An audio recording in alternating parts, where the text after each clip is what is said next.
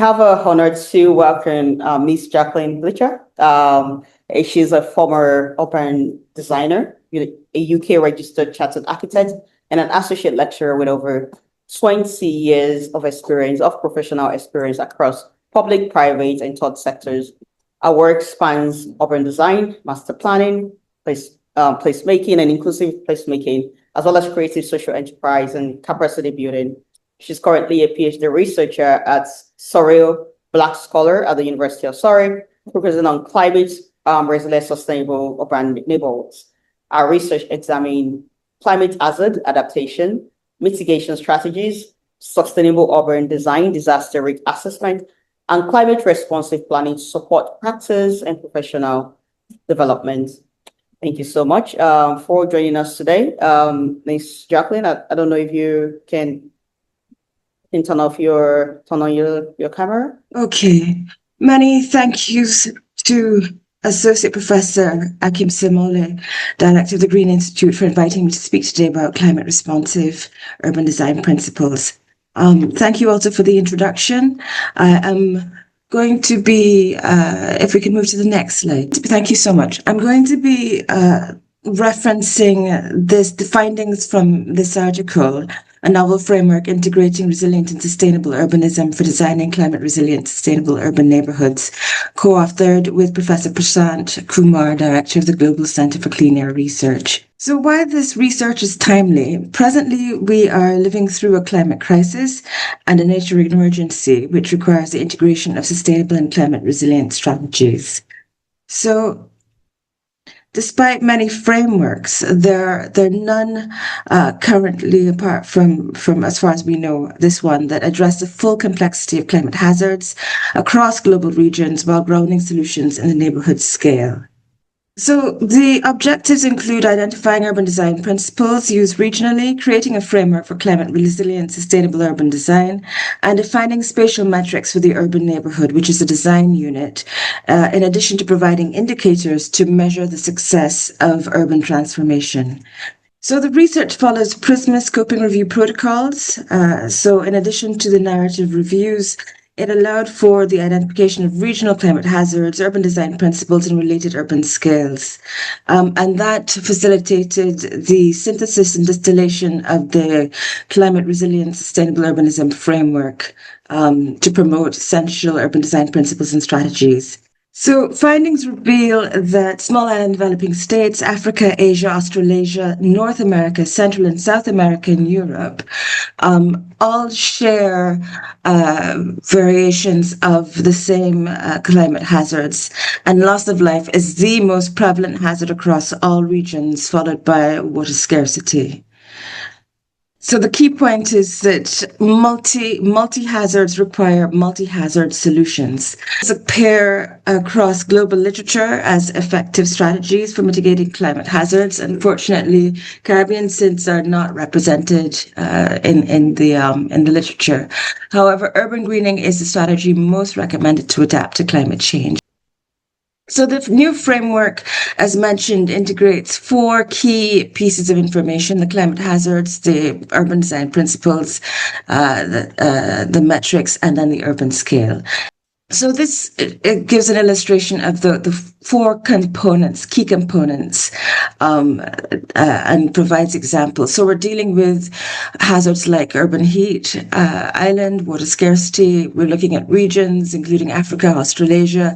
We're looking at principles, so passive solar design, water management, and then we're looking at various urban scales that these principles can be applied at. So key targets are 30 to 50% ecological reserves, a compact mixed form. So this is a graphic showing all of the principles with the urban scale, in addition to the regions and the climate hazards. So the climate responsive principles that we were able to identify include the include transitioning to renewable energy or electrification, eliminating pollution, creating the marine reserves, and primarily adopting a circular economy, all of which are achievable within our current technology. And we have under climate mitigation, I think I've mentioned these already. Okay, so here we focus at neighborhood scale. We can actually design and scale the neighborhood up to form villages, towns, and cities. And so the neighborhood can be adapted to small island developing states and developing countries with small populations of 250,000 or less. And the scale of the neighborhood allows for transforming more quickly with incremental progress, with less sort of financial commitment than investing in citywide initiatives. So it's a way of starting transformation. Now, to aid decision makers and policymakers, we have on this slide a set of metrics. So, for example, compacts, mixed use, climate resilient form, percentages for institutional, commercial, and residential uses. However, as I think one of our previous speakers mentioned, climate change may actually start to catalyze alternate property ownership models, such as community land trusts, community-owned assets, and so on. So, referenced are potential indicators to gauge the success of a neighborhood design proposal. So, for example, neighborhood completeness, self-sufficiency, active travel, climate resilient buildings. So, these indicators are very useful to our policymakers, our regulators, our funders, urban designers, and community. And in terms of implications for practice, as mentioned, it can help support urban transformation. It also provides evidence-based guidance, and it's a tool to help urban settlements start to adapt to climate change. Okay, so to conclude, we have talked about the climate resilient urbanism framework being useful to varying population densities and regional contexts. We've also provided metrics and indicators to serve both as assessment tools to monitor quality and progress on retrofit and revitalization programs. We have also highlighted that the framework can be used to meaningfully shape climate resilient futures if adopted. And on that note, we would encourage you all to share the framework. We're happy to have our slides shared with the participants. And we would invite designers, planners, policymakers, and educators to adopt the framework. Please note that more work is needed in terms of research for small islands. Thank you very much for your time, for your attention. Pleasure to share with you today, and sincere apologies for all of the technical. Thank you very much for that wonderful and insightful presentation.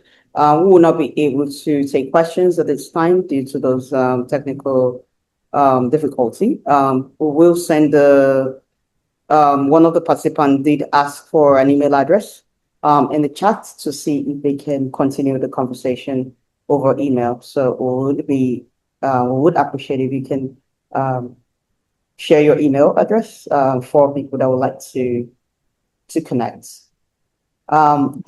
So thank you so much for your presentation. Thank you. I'm happy to share the slides and answer any questions offline. So happy to do that.